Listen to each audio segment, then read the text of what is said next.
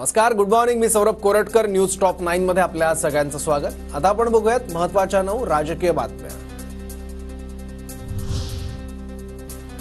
Mumbai Senate निवडणुकीत ठाकरेंच्या युवा सेनेचा सर्व 10 जागांवर विजय. युवा सेनेकडून अभाविपचा व्हाईट वॉश. आज सर्व विजयी उमेदवार मातोश्रीवर जाऊन जल्लोष करणार.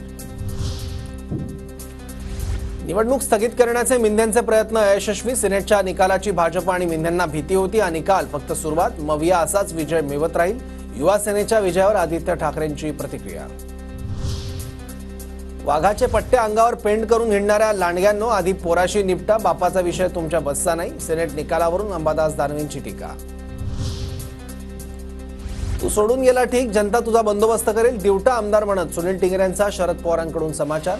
माझ्या नावे मतं मागून निवडून आले आणि हे आमदार हिट अँड रन मधील आरोपींच्या पाठीशी राहतात. लाज वाटली पाहिजे. पवारांचा हल्लाबोल. माझा कान पकडायचा शरद पवारांना अधिकार, प्रत्युत्तर देणार नाही. शरद पवार माझ्यासाठी कायमच आदरणीय. पवारांच्या टीकेवर सुनील टिंगरेंची प्रतिक्रिया. धनगर समाजाला एसटी प्रवर्गातून आरक्षण दिल्यास दंगली होतील. सरकारनं निर्णय घेतल्यास महाराष्ट्राचं मणिपूर होईल. भाजप नेते पद्माकर वळवींचं वक्तव्य.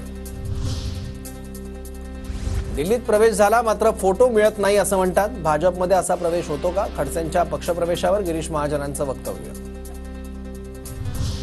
यंदा भाजपच्या अनेक विद्यमान आमदारांचं तिकीट कापलं जाण्याची शक्यता. अमित शहांचे नागपूर बैठकीत सूचक संकेत. शहांकडून विदर्भाचा आढावा. फडणवीसांच्या मंत्रालयातील कार्यालयात महिलेकडून तोडफोड. महिला भाजपचीच कार्यकर्ता असल्याचा दावा.